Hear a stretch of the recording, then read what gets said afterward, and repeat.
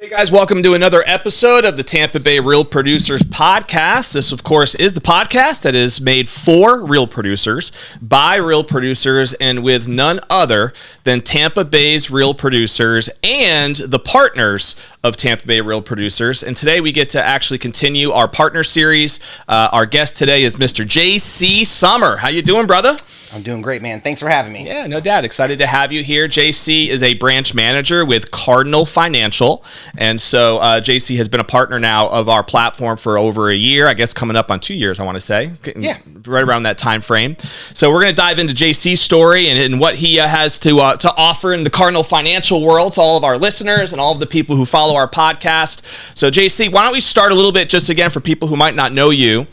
Just on your background, did you grow up in this area? If not, how'd you find your way to Tampa Bay? And of course, what is it about mortgages that got you interested at some point? So let's start there. Cool, thank you. So I was actually born in Wisconsin. Family moved here when we were younger. So I've pretty much grown up in the area, which I think is probably a big portion of how I've been able to build relationships with people and maintain those for so many years. And that just translated into the mortgage world when we got there. Yep.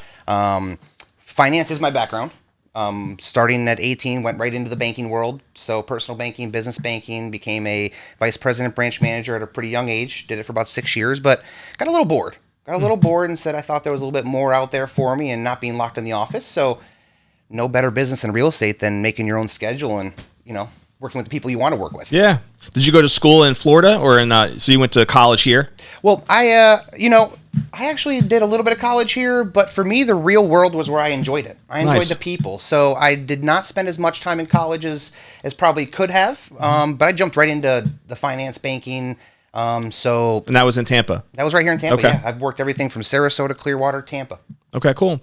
And so a lot of the network that it sounds like you built through the banking background, at some point, did somebody approach you about mortgages or real estate, or was that always kind of a plan, or how did that connection happen? Actually, a great question. I have a mentor. His name is Mike Alea.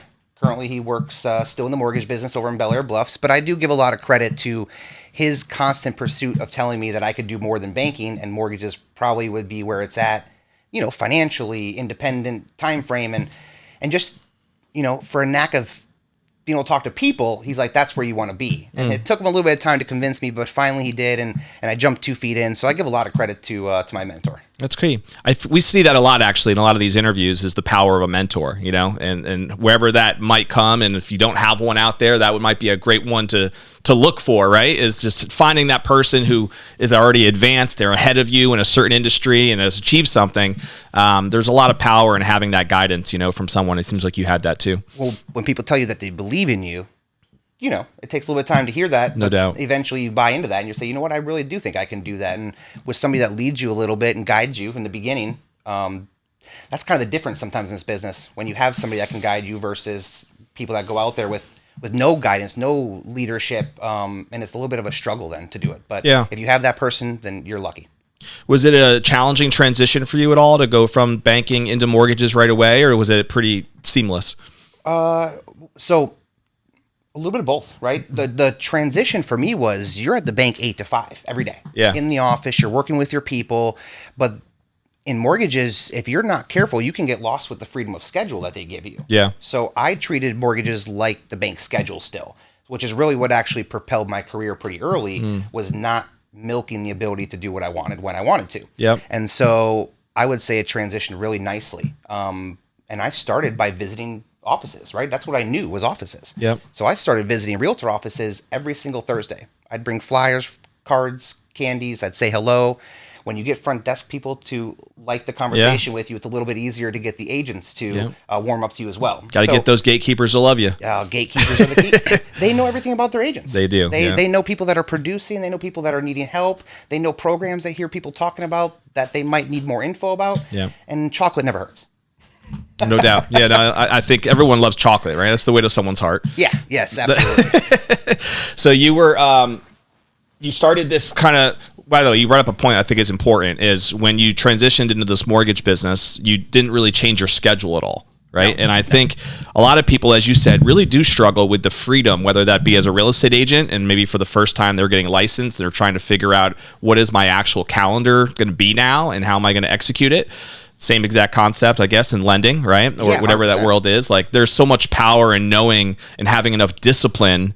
I know one of my mentors actually taught me years ago, because I've been a 1099 independent sales professional since I was 18, right? And so in those earlier years, it was drilled in my brain. I was like, you're either going to have the discipline to figure out how to work for yourself and create your own schedule and actually stick to it, or you're not, and you're going to actually work for somebody else who's going to do it and hire you to do the schedule, right? 100%. And that's so true, right? At its core. And I think the fact that you were able to use what you were kind of used to speaks a lot to why you'd get off to a fast start. That discipline is so critical. Yeah, I mean, it's really easy to go to the gym at 10 in the afternoon or 10 in the morning. Not that I go to the gym at all, but it's probably easy to go to the gym. But in reality, if you can keep it to your before and after your work hours in the beginning, it's a real big key to getting off the ground. So yeah. Yeah, no, it makes sense. So things started gaining some momentum and some traction as you were doing these agent pop-ins, it seems like, and being able to kind of like get some key relationships facilitated that way. And then it was just kind of slow and steady and eventually grow. Is that kind of a safe assumption? Yeah, I feel like I've created like an 8-week program where after about 8 weeks, you can really feel whether you're in with an office or not, whether you're in with the agents with that office or not. So yeah, it just took a lot of maintaining that schedule over and over. I'd go to offices and then it just propelled from there. Yep. Because consistency, right? Persistency and consistency. And at the time, you were just operating as a solo LO, right? Oh yeah, I left all responsibility behind as far as management goes with the bank, and that was one of the key things, was just be responsible for myself. Right. So I was very lucky when my mentor also allowed me to utilize an assistant. Right, an assistant role is key to your growth, also because it really lets you focus on the things that are going to help you grow, your relationships, your partnering with your realtors, and some of the paperwork side. She was really able to take off my plate, which again is what I also contribute to my ability to get off to a really fresh, fast start. That makes a lot of sense too. So is that where the seed started planting about you wanting to build a team and thinking about now, as we mentioned earlier, JC is a branch manager. So there are some distinctions there between what it's like operating as a branch manager compared to operating as just an individual LO, right? Both have their value and both have specific areas of focus, right, that you have. 100%. When you got into this industry from a lending perspective, did you always want to go down that road, or did that evolve as well? Kind of came up over time. Yeah. As I became more comfortable in my own role, and as I knew my job a little more, which took years. I stayed in the individual LO role for quite a few years. I think I'm in it for 7 now, roughly. Right at 7 years. I maintained single LO, just do my own thing for many years, and then I grew into a team sales manager where I brought an LO in underneath me, and I thought that at that time I could still maintain my business and provide some insight. Help set up a file. You have a difficult income question. Maybe it's something I've crossed the bridge before.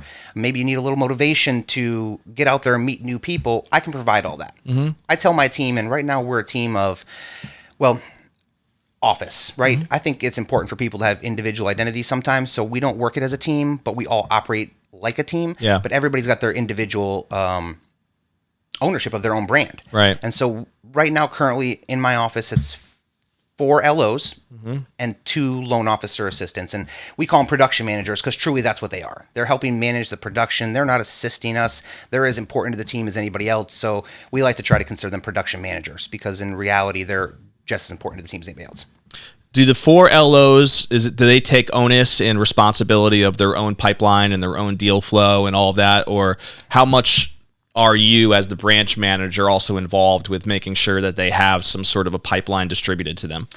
So, everybody's personality is a little bit different, right? And that's kind of the cool part about this business too, is everybody's personality is different. You get to work with who you want to.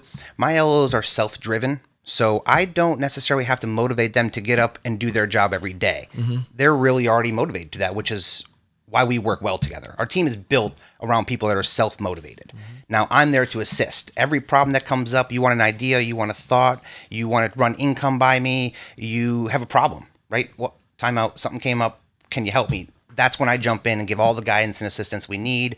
We have meetings with everybody. But to mesh in our team, you really got to be that self-motivator, really build your own pipeline, grow your pipeline. I'm not here to tell you how many times you should call your pipeline. I think that's something that you as your business, which it is your own business, you figure that out. if you have questions, assistance, I give my team ideas, I give them challenges, but I don't require anything because of that. It's your business. You should really own it. How much of your time now, JC, is spent on that team side, supporting, coaching, working with your guys, working with your team, trying to create a culture, I would imagine, within your organization, versus still doing, LO type responsibilities and securing business and working with buyers and sellers? How does that look like in your normal routine now? Well, being a producing branch manager, I am still 80-20. I'm in my business 80, and then I assist with my loan officers and the things they need 20. Okay. But I have a lot of really good self-sufficient loan officers, so they don't require a lot of my time. Gotcha. So production is still my passion. Okay. Right? You don't want to lose your relationships.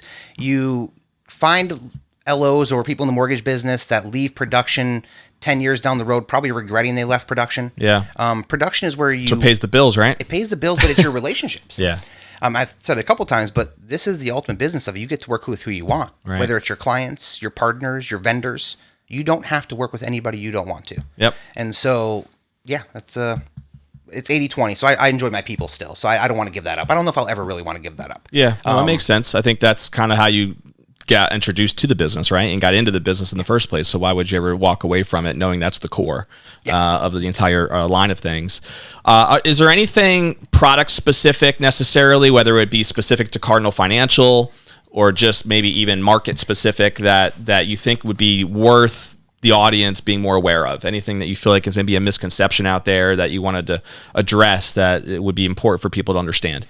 Yeah, you know what? Actually, I wanted to use that time today to talk about renovation loans. Okay. If you look at the houses that are sitting, the houses that agents have the biggest trouble moving, contracts go under and contracts leave for inspections. I would imagine more so than anything. I don't have a hard fact on that stat, but I would imagine most contracts go under and right back out again during that inspection period for what's on the inspection. Well, our motto at Cardinal is any home, any condition. Mm-hmm. Because ultimately there's a reno product to fit almost anything that you need to fix within that home. It's an investor buying, you have those products. A second home, you can reno those homes. Primary residence, you even have more options because you can different loan products. Mm-hmm. Renovation loans are going to be what moves the agent's homes that are sitting. And if you haven't looked at it, then definitely reach out to your loan officer. Give me a call. I love to chat with you. But renovations are going to be how we get these homes up to snuff to sell, because a lot of them are still sitting with some work needing to be done. Roofs, AC, hot water heater. Those are easy peasy. Get them done, no problem. Yeah.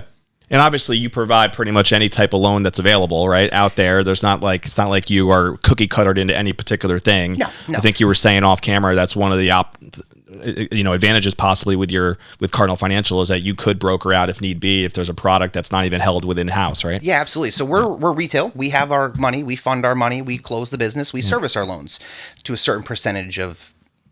I don't want to quote it because I don't know exactly, but it's a high percentage we service our loans. Yeah. But yes, if I need to find something, I can broker it out. So I can broker out. We have in-house one-time close construction. So if you have somebody that wants to buy land and build a home, already owns land, wants to build a home, we could take care of that with our construction loans. We have DSCR loans, which are the investment property with no income verification. Mm-hmm. Anything we need, we can find it. Down payment assistance programs. In the state of Florida, we offer 112, last I looked. Could have tailored back, but some of those are county specific, some are city specific. But Cardinal's taken the time to really go out there and get those programs so we have them to offer when that pops up. You may only do one Pinellas County bond program all year, but it's that one person that needed it, you had it. Yeah. And so we really pride ourselves in that too. How common in your experience are these renovation loans that you're putting through? Is this something that you're doing regularly? Our team in our office does them, but they're not as regular because agents don't know much about them. Right. And there's a little bit of a misconception about them sometimes too. Mm-hmm. So I think as we can get more word out there with agents that find, okay, why is this home sitting? What can we do? How do we find a buyer to do it and not always put it on our seller? I think it'll become more of a popular product, and it really should become a more popular product. Yeah, no, it sounds like it. I think, as you just said, it's not something that I feel like is common knowledge, right? Like not a lot of agents even know that product would exist. It's difficult. Yeah. It's not the easiest for the loan officer to walk themselves through. And if you haven't done them, you really don't even know where to start. So in the beginning, to get myself out there, I picked loans that nobody really talked about. You can't really walk into an office and say, take care of your FHA conventional VA Exactly. people because everybody does that. Exactly. But when you walk into the office and say, I know bridge loans. Yeah. What do you mean you know bridge loans? Nobody knows bridge loans. Not many people take the time to learn bridge loans. Right. So I took the time to learn bridge loans, rental loans, everything that nobody else really wanted to talk about. And that's how I utilize the ability to get in those realtor offices and talk and chit chat and not get booted right away because it was different. Yep. People are like, what do you mean you do condo tells? Oh yeah, let's talk about that. So if you take the time to learn what nobody else knows, the rest of it is really kind of just easy. But you'll get people talking to you when you're talking about things that not everybody knows how to do. So as I think agents get more familiar with right now, you're going to see more and more of them. Yeah, that's great, man. I think, again, anytime you can differentiate yourself is a win, right? So the ability to elaborate on a product like renovation loans, bridge loans, as you mentioned. I have a passion for real estate investing. Okay. And so just the concepts that you just brought up, I know are brought up a lot in the investment world, like the investment circles.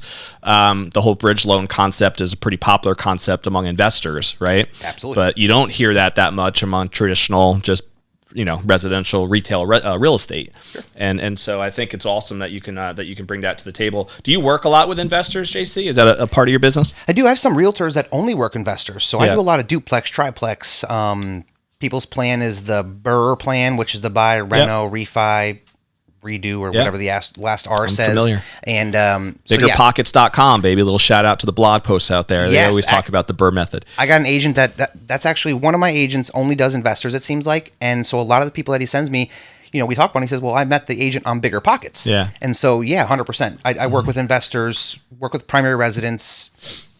Really, we work with a lot of them. But the investors, I enjoy that part because they have a different mindset. Totally. Right? So when you're doing your primary residence person or your first-time home buyer, you have a totally different conversation. Mm-hmm. And that's also the cool part about this business too, right? No conversation's the same. Right. Everybody's job is different, income level is different, asset level is different, their plan is different.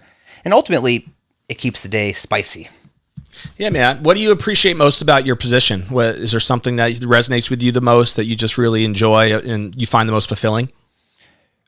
There's a quote that says, if you help enough people get what they want, you get what you want. Yeah. I like that quote. I really do, because I feel like that's kind of the day in, day out. The more people you can help, then you get what you want. And so in mortgages, the more people I can help buy their biggest purchase possibly. Mm-hmm. And this might be their biggest purchase now. And then when they upsize in 3 years, call you back, that's their biggest purchase possibly. Yep. You help people through their difficult times. You get divorces. You get people, right? You have different conversations. Husband first, wife next, wife first, husband next. They both got to buy a house. They got to get through selling this house. Those are difficult conversations. Deaths in family. These are all things that cause houses to buy and sell. And so as a lender and realtor, you're with these people throughout those portions.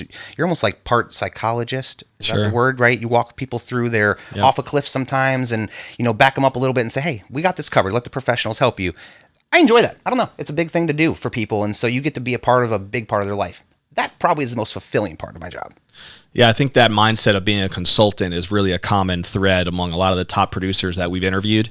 It's, a lot of people, I think, mistakenly, when they get licensed, we're talking about agents right now, they just think money is going to come pouring in, right? And they don't really understand how positioning yourself as a real consultant is how the money eventually starts pouring in, right? So that people really trust your opinion, trust who you are as a resource and an authority in a particular space.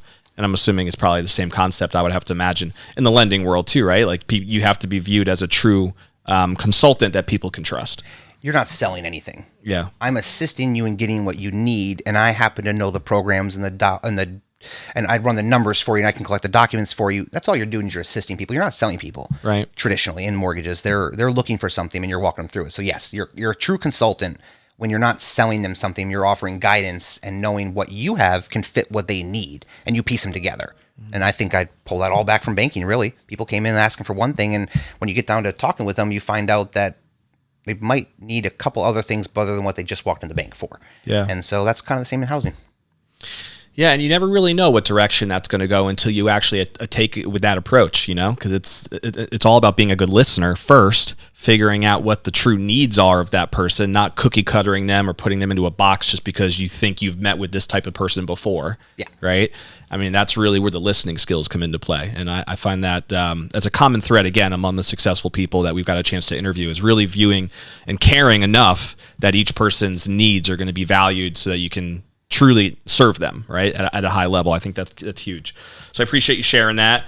JC, is there anything that you, in your time now in lending, do you feel like has been a big challenge for you? Is there a common obstacle that you've had to overcome, or that you see regularly? And it could even be in working with real estate agents, right? Like maybe there's some things that you've noticed over the years that have been challenges in working with a certain type of agent compared to other agents, best practices possibly even. What are some thoughts that you have in that arena? Oh, that's a good question.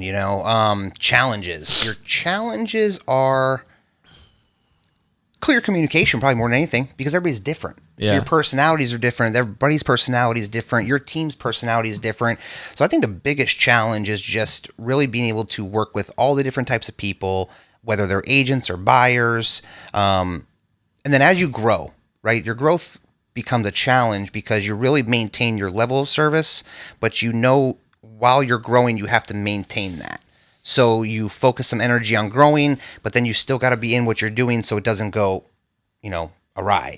Right. You can't. You got to that level for a reason because you were providing good service. You can't screw that up, right? As I try to grow and meet 5 more agents to grow my book of business and grow my referral partners, if while I'm trying to find 5 more people to work with, I don't treat the 15, 20, 30 that work with me regularly just as good as I've always treated them, why would they want to maintain that? So you grow 5 to lose 7 out the back door because you're not doing a good job. So some of the challenges probably in real estate would be is getting your growth without losing what you're good at. And so that's probably the hardest thing to maintain, really. Yeah, no, that makes a lot of sense. And I think a lot of people do struggle with that, of that balance of, and for that reason, some people are afraid to grow, right? Oh, hands down. It's you think about that stuff. Yeah. As you're like the entrepreneurial spirit, when you go to bed at night and you're thinking about loans, you go to sleep. In this business, you go to sleep thinking about inspection reports. You go to bed sleeping, you think about loans, locks, and expirations. So yeah, that is it. You go to bed thinking, did I call everybody back? Mm-hmm. One trick I use for calling back, which might work for some people, is I go to my missed call log, and when I call you back, I delete the red off my phone. So when I scroll my call log, if the red is gone, I've called everybody back from today. Yeah. If the red's not gone, then my day is not over. Yeah. So as a tip for this, to make sure you're calling people back and you're not forgetting about your missed calls, go to your missed log, and when you call people back, delete the red. You don't need to know that you missed them if you already called them back. Yeah. And so that actually was it's a good little hack. I like it. But it helps I get too much spam on my phone to do that, though. I kill the spam calls, too, and T-Mobile's great. I can't be calling these spammers back, JC. I got a life to live over here. You know what I'm saying? I'm with you. As soon as you hear beep, you delete. Yeah, I hear you, man. So good stuff, dude. I appreciate some of the tips already. I think that people have gotten a good insight, hopefully, on just. I think if you're out there and you might want to pick JC's brain on the renovation loans, the bridge loans, there's some differences that you bring to the table there. What to you is like the ideal working relationship with a agent? Like in your experience, again, what has worked really well in working with a real estate agent? You mentioned communication, so I'm assuming that's a big part of it.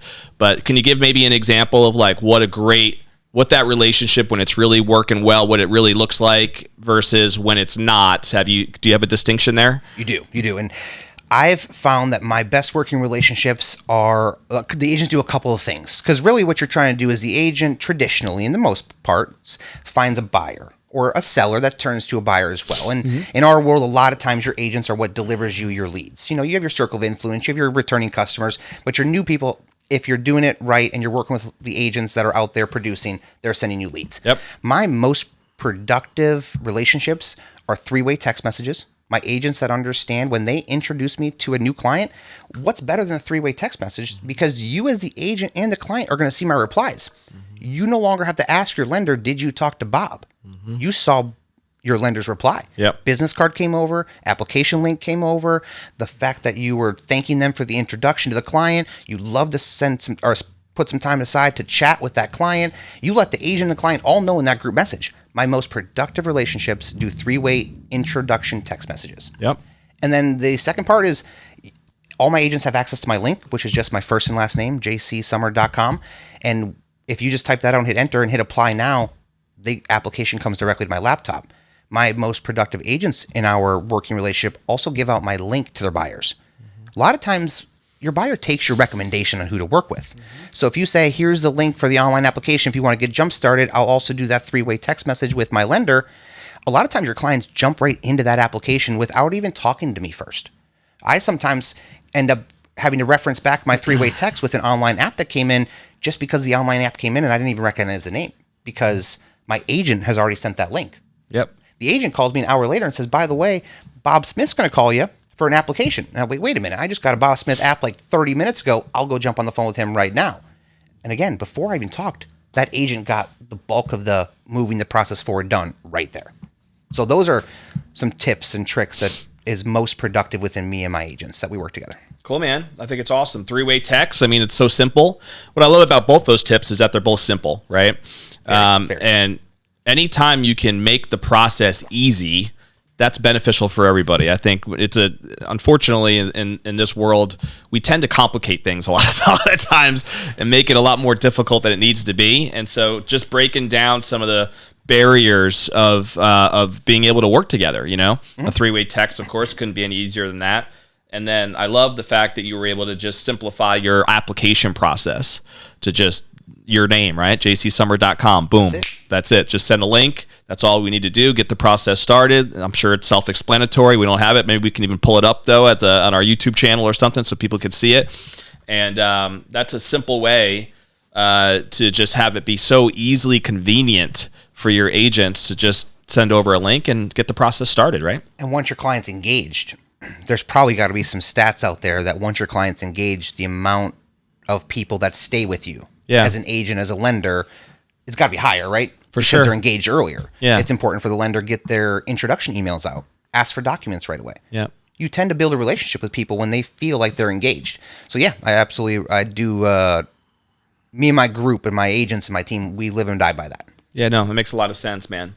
How you feeling about the market nowadays? You got any Nostradamus predictions on where things are looking, how it's heading? How you feeling about 2024? Anything that gets you excited about 2024 or even beyond? All right, so man, if I crystal ball, I'd be. If we all had it, right? Yeah, I'd probably be real rich. So 2024. We only bought Bitcoin back in 2007, huh? Yeah, yes, I wish. You're passing those things out because nobody believed in them, and next thing you know, you found out you bought a pizza with 10 Bitcoins, and you're like, well, that would have been. I could have been a multi-billionaire by now. Yeah, that would have been a house. I do think that. All right, so if you follow rates at all, if you follow what causes rates to go up and down, that's probably the most important thing that agents and lenders need to be doing right now. Mm-hmm. And you see a direct correlation with certain things that go on in the economy that will directly affect rates. I think over the last year, you'll tend to see that rates obviously shot up. We're really looking, the Fed, the people in the industry, everybody's looking at a couple key numbers, which are the inflation numbers, the job numbers. And I think as this year goes on, you're going to see those not be as strong as what they've been, which is going to in turn slowly help us get back to where we are all more comfortable in rates. Because rates don't just affect houses. They affect cars, credit cards. Sure. Housing affects it, really all of it. Yeah. I don't see a plummeting now. I think people need to be careful with that. I see the rates pulling back, but it's going to be slow. Mm-hmm. It's not going to be fast. Yeah. Even when the quarter point happens, you're going to see lenders dropping rates, but it's not going to be off a cliff. It's going to be, they're going to drive them down slow. And even over the last couple of months, you've noticed people went crazy over 3 days because 3 days we had a huge drop, right? Mm-hmm. Over 3 weeks later, it slowly got back all of that we gained in those 3 days. Right. So what you're going to find also now is more the ebbs and flows that are traditional in real estate. We've seen nothing but cliffs and I don't know how you define peaks going and valleys. Peaks and valleys, but there's a lot of peaks and a lot of bottoms, but there's no valleys. Right. So you're going to see more of that flow, I think, with rates, even as they climb back. A couple weeks up, a couple weeks down, a couple months up, a couple months down, as it slowly works its way back to more standard. I had the ability to sit and listen to a Fannie Mae economist talk, so that was interesting to hear where they thought that a stable market runs and things like that. I don't want to give a prediction out there because I don't specifically know. Sure. But I think that you really start to see real estate moving when your government loans are comfortably in the 5s and your conventionals are low 6s, high 5s. I do think hopefully by years down the road we'll get a little better than that. You mean those days of like 2 1/4? That's not going to come again. You probably should plan for no. just game plan for now. 2021, 2020, what was that? Late 2020, right? 2021 days? Yeah. And I think if you plan for that, you're going to be in for disappointment. So you should plan for 4s and 5s, maybe in some 6s, which we're in now. But I just think that should be what people plan for. And anything better is just going to be a bonus. But it'll be hard to really make your decisions on what you want to do with real estate, hoping for 3% interest rates. That's where a lot of people are going to get stuck. Looking for 3s and just sitting and either not being in, not getting any growth, or being in a house that they don't love because they don't want to move. But probably should plan for those days being gone, which is the best idea because then it's always a benefit when it does.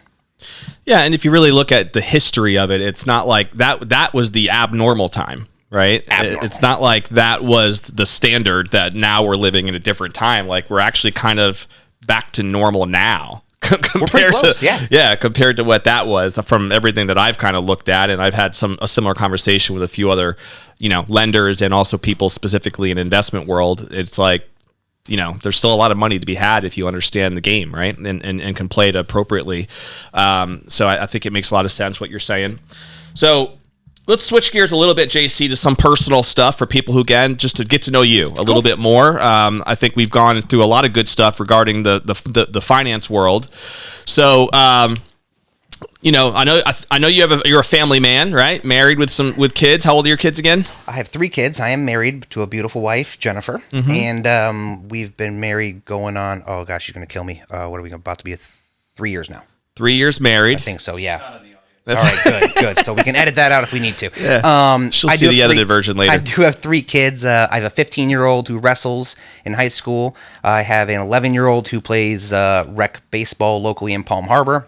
You guys live in Palm Harbor, right? We do. We live right there in Palm Harbor. And I have a 18-month-old. Well, you're busy. We are. You're busy. We, I joke with people, and a couple of years ago, as me and my wife were talking, and, we had the older kids and kind of a little bit more freedom maybe and stuff, right? A little bit more self-sufficient. And so I was talking sports cars and condos, and she was talking, well, no, we need one more. Right. And so She won, and I'd never go back, but, maybe 10 more years we'll do that sports car condo. You're heading that direction. Yeah. What do you guys love to do for fun? What keeps you busy? Other than just hanging out with the kids. A lot of times the kids' activity is what keeps you busy. Right. We have a lot of great friends though, so we're able to see them when we can and mingle the families together and do things. We built a pool last year, so we're really looking forward to taking advantage of that this summer. Nice. At the house. Nice. With the weather it's going to be. Is that a special loan as well? The pool loan? Yeah, there absolutely is. You can do a lot with that. But the kids, kids dominate your time. Right. 5, right? I do. 4, 5, I have 5, yes. Yeah. So mine are more one right after another. You have a little bit more of a gap there. Yes. Even though we just had our baby just turned 1 in January, so that was a 4-year gap between her and my other. Used to be my youngest daughter. Now in the middle there, I guess you would say. So yes, we have 3 girls and 2 boys. Yeah. And they're all under 9 years old. So it's crazy. Yeah, you mingle again. It's a relationship business, so you tend to mingle your work and your personal somewhat too. So you see people you work with. You see, you end up. It's a true mingling of your life, really, when you get work and everything involved. But yeah, kids' activities. We love downtown Palm Harbor. We love going down there to eat and hanging out and yeah. You play golf at all? Not as much as I'd like to. Innisbrook is pretty sweet over there. It is. I played the island course a couple times. Yeah. The last 2 years has been. Probably tying it with the baby thing there. The last 2 years, I've not golfed as much as I'd like, but I used to get out there. I can relate to that, my friend. A couple times a year, not as much as I'd like, though. I know it. I do miss it a little bit. I used to try to play at least once a week, and that has not happened for a long time. So I coached baseball for 3 seasons. I coached the football for a couple seasons, tackle. I did flag football, which was probably my funnest time with some of the kids. My oldest and his friends. So yeah, it's your adult activities turn into your kids' activities. I totally get it. We had a baseball game last night, actually, in Land O'Lakes. So my 2 boys played Land O'Lakes Little League. Cool. And I coach both their teams, actually, as an assistant coach. So we had a game last night. We have 2 games tomorrow. It's just, that's the life, man. I understand it. I've done the head coach thing, but then for a couple seasons, I'm like, let me just be third coach, right? Right. The least a little bit easier. A little coach. Bit easier, yeah. Yeah, you need somebody to just throw BP for a few, I got you covered. That's right. Making the lineup, that's 25 minutes of actually thinking about it. Let me just get the BP when I'm there. No doubt. It is a lot of fun, though. I enjoy it still. It's I gives you flashbacks to your days playing baseball. At least for me, I grew up playing ball as a kid up in Connecticut, and so it's fun to kind of see my boys really enjoying it and doing well with it. So I will say that the fresh smell of grass on Saturday morning does not change whether you're 15, 14, or you're 38. No doubt. Because when you get out there on Saturday, you're like, that is the smell of a Saturday morning at the field. Yeah, it's special. It is kind of cool. And I know you're pretty integral in your community, right? Like working, like Palm Harbor for you is a home, but you've also built your business brand in that market a little bit, I think. You've sponsored various events for your kids' functions and things of that nature. And so I think that makes a lot of sense too. Like really mingling, as you said, your business with your community. Yeah, 100%. I sponsor Palm Harbor Panthers football. I sponsor Palm Harbor Little League baseball, which I got to get with John on my banner for this year. I sponsor Palm Harbor High School wrestling. I guess if there's no better place to put your money back than your kids. Yeah, and no doubt. Everybody else's kids in the community, ideally. And then you feel like you really did a little something to put back, right? Absolutely. So I enjoy doing our partnership. Right. But I enjoy doing our partnership as much as I enjoy doing those ones too, because I have friends that kids stand next to my banners and they take pictures and they text them to me. Yep. Some of them are funnier than others, you know. I could imagine. Yeah. Some of them are creative and funny. Some are just more like, hey, I see you every day I walk into this field. And right. So I don't know, man, that puts a smile on your face. It's No kind of doubt. cool, right? And it's the small stuff that's supposed to bring joy to you. So it's I do enjoy being a part of the community. I feel part of the community when I do it. Yeah, absolutely. And there's a lot of great agents that we've interviewed that actually are in that community as well. Palm Harbor has a great Keller Williams office right there. I know off the top of my head some people that crush it in that market. And Curly 19 right there. That's right. One of my friends, Jeffrey Borum, a little shout out to Jeff. He's also a Palm Harbor resident. I'm sure you know him. Me and Jeff were just talking on the baseball fields. Opening day Saturday was Little League. Yes. So I know his sons play ball. That's right. Yeah, his sons play ball. My son plays ball. So we were chit-chatting over there just on Saturday. I think it was Saturday opening day. No doubt. Very cool. A couple rapid fire questions, JC. So do you have a favorite book or author or seminar maybe that has made an impact on you professionally or personally? There's a book called The Millionaire Mind, and there's another book called Who Moved My Cheese. Mm-hmm. And Who Moved My Cheese was one of the first books I actually read in corporate America when I got into it. My then manager recommended all about priorities, right? It's priorities and relationship, right? And making an impact. Yeah. And if you make an impact with somebody, they remember that. So whether it's the loan or the real estate. So I enjoy both those books. But The Millionaire Mind was another good one, a little bit of a bigger book. Took me some time to cover it, but it was a good book too. I don't think I've ever read that one. I've read The Secrets of a Millionaire Mind from Harv Eker, which I think is an amazing book. Who wrote Millionaire Mind? Do you know? I do not know. Okay. I'll have to check it out. I don't think I've read that one, actually. I love getting book recommendations on this podcast. We try to do that every single time, so it works out well. Yeah, absolutely. If you guys follow us on the podcast, you can probably have an endless amount of book recommendations from just following our podcast for sure. And Who Moved My Cheese is a real easy read. Yeah, I have read that. It's years ago now. I think it was it Covey who wrote that? I forget the name now, but I've read the book. Bad with the author names. Yeah, I have read the book years ago, and it is a great book. I remember from what I remember about it, I remember it being a lot about just the power of like setting clear priorities and understanding what the most important one is to set, and then like as you said, relationships and tying that into the power of priorities as well. So it makes sense. Do you have a favorite movie or TV show? Well, I've seen. I'm not a big movie person. I obviously got a lot of classics. Maybe I'm an old soul here, but I'll watch Die Hard. I'll watch Lethal Weapon. I'll watch the Beverly Hills Cop. I thought you were going to go with like right? Gone with the Wind or something like that. Nope. But I do love a good Wolf of Wall Street movie too. So Okay. something that ties into the finance, the fun, that part of it. So, but yeah. So my 18-month-old, his favorite movie is Home Alone 1, the 1990 classic. version. So Can't go wrong. if you've never seen an 18-month-old watch the entire Beverly Hills Cop movie with you too, he literally will just hang out with me and watch these old movies. So, but those are I've seen Home Alone in the last 4 or 5 months more times than I can count. That's funny. It's funny you mentioned The Wolf of Wall Street too. I was literally just watching Jordan Belfort on a YouTube video yesterday. Okay. Teaching his straight line selling principles, right? Because actually I've read his book, Straight Line Selling, and it's really a great book just about, the the mentality and the psychology and the power of a successful sales process, right? Yep. So he does a good job of teaching that, and then he's got content all over YouTube nowadays to be able to share a lot of that stuff. But yeah, that book, that movie was a pretty interesting reenactment of his lifestyle back in those days. But it was definitely a top movie for sure. Do you have a favorite food, JC? Favorite food? I like a good steak. Oh, steak guy? And anybody that makes their steak, cooked more than medium, I like to let them know that they've now ruined their steak when they order it. Yeah, I agree with that. So if anyone wants to get on your good side, just take you out to Burns and you're good to go. Just don't order anything more than medium. Yes, Just medium rare. Let's not get crazy here. You got to keep it medium rare. I mean, I want to taste the darn thing, right? I like the medium rare. Nothing over medium rare. You just ruined it. Yes, I can relate to that as well, for sure. All right, so we'll put a bow on the episode here for you with what I call our legacy question. And this is designed to kind of get people to think about when that day does come and you're kind of looking back on your business and your life and you're sitting on that rocking chair. What do you think would be most important for you? What do you want to be most remembered for when you think about the legacy you'd want to leave? Oh, man, a legacy question. That's a good one.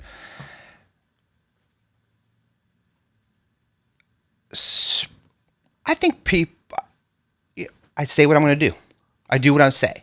Mm-hmm. I'm a pretty upfront. My wife says I'm aggressive. I don't like the word aggressive necessarily, but I get excited. Yeah. And then I start talking, and she's like, well, you're just so much for some people sometimes. And I'm like, yeah, sometimes I might be. I'm a little bit aggressive, a little bit exciting.